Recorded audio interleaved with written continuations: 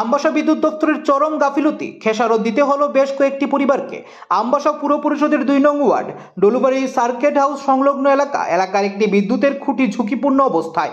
বিদ্যুতের খুঁটির সার্ভিস লাইনের তার ঝুলন্ত অবস্থায় পড়ে রয়েছে 2টি দোকানের উপর, যার ফলে বিপদের সম্মুখীন এলাকার মানুষজন।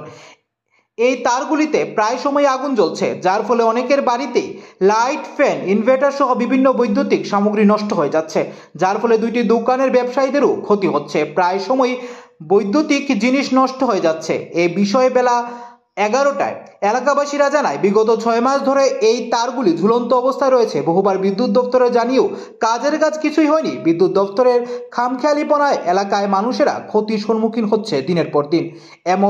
এখন দেখার বিষয় কবে নাগাদ আমবাসা বিদ্যুৎ দপ্তরের টনক নড়ে। আর প্রসাদ মাসিক জানাইছিলেন আপনারা? আমরা তো মুরগিভাবে জানাইছি, যারা লাইনম্যান আছে কুকন্দা তারাও জানাইছি। এরপরে যা ওই বিরিয়ানিতে আসলাম নারুদারও করে দিচ্ছি। তারপরে ওই তার নাম জানি কৃষ্ণদারও কইছি। হ্যাঁ, তারা কইছে করলে তো সে কয়েকদিনের ভিতরে করলামও। এই কয়েকদিন করতে করতে আমার বাড়ির পতলা জিনিস নষ্ট, ইনভার্টার 2-3বার গেছে, কোনো ঘর নাই। এরপরে সেদিন পাঙ্খা গেছে 4-5টা পাঙ্খা গেছে, বলে দিচ্ছি 3-4বার দিয়ে আসে। আমার একটা নষ্ট হয়েছে সেদিন আমার বড় উপরে লুপ্ত অবস্থা, আগুন লুপ্ত অবস্থা কত এই 15 দিন আগে। এটা কি মেইন লাইনটা? এটা আসলে এখান থেকে এরকমভাবে 3 সাল লাগে আটকা করে আর ড্রিম করে আওয়াজ, এরকম আওয়াজ মানে কেউ বুঝা না।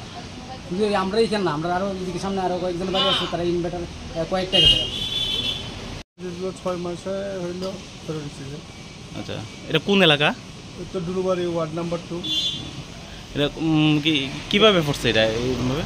এটা তো মাঝখানে একটা পোস্ট লাগে। আচ্ছা, যে পোস্টটা দিচ্ছে বেশি দূর হয়ে গেছে, পোস্টটা ভেঙে গেছে। এরপরে এই যে টানের একটা পোস্টে যে এত বড় লোকটা করতেছে, এটা তো কাবার হইতেছে।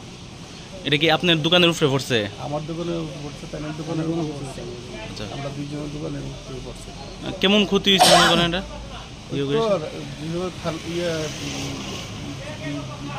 ঝুঁকি মারে তখন ঘরের লাইট টাইট জ্বলে জায়গা।